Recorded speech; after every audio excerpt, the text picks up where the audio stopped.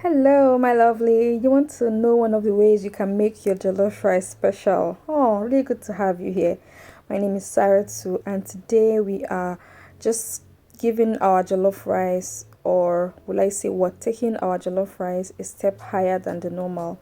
And I'm happy you want to learn how to do that because it's going to make your meal memorable and it's just going to just help you enjoy yourself better. So let's run through the ingredients. For this recipe, you need freshly made jollof rice. I have my recipe for jollof rice, but there are so many other recipes out there. If you need my recipe, let me know.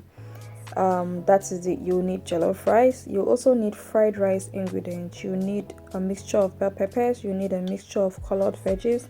I have kidney beans. I have sausage. I have beef, all diced. I have onions and I have spring onions.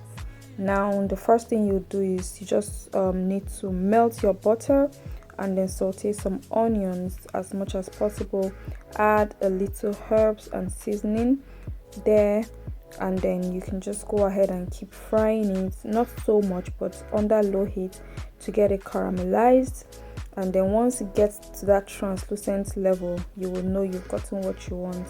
However, I'm going to leave the onions in the pot to keep cooking while I go ahead to brown my sausage and my meat. You can use any protein of your choice. I had sausage and I had beef, so I just diced them and I wanted to achieve this special jollof rice. So you can notice that while I'm doing that, I'm trying to minimize the quantity of oil in my food. So I'm just using some of the extract of oil from the onion that I'm frying. Even though I will still add a little more oil, but I'm going to end up using very little because I'm stylishly browning or roasting my meat instead of frying it, as you can see.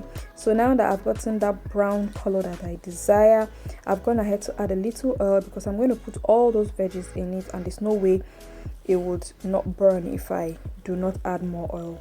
So now that I've achieved my caramelized and kind of browned meat, the next thing I've done is to pour in my carrots, green beans, green peas, runner beans, and that is kidney beans. Yes. So I'm just going to go ahead and fry them properly. I've added a little seasoning cube and a little salt because I don't want too much, so I'm just putting it in bits just to make sure that I don't outbeat the taste of the food. You don't want to like kill the taste of your food. You just want something decent yet memorable. So while I'm doing that, I'm ensuring that nothing gets burnt.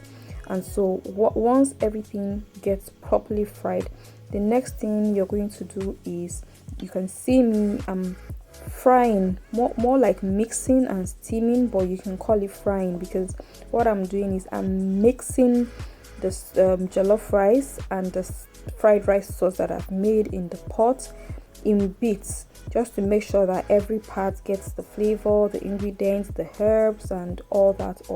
So yes, I've done that to the last bit, and nothing is gonna waste. So I've had to scrape the frying pan, man. Sorry, yo.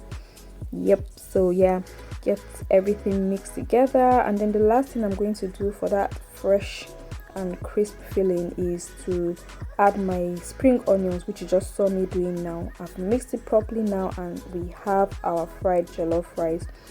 If you don't have spring onion, go ahead and add your bell peppers at the last stage, and it's still going to give you that.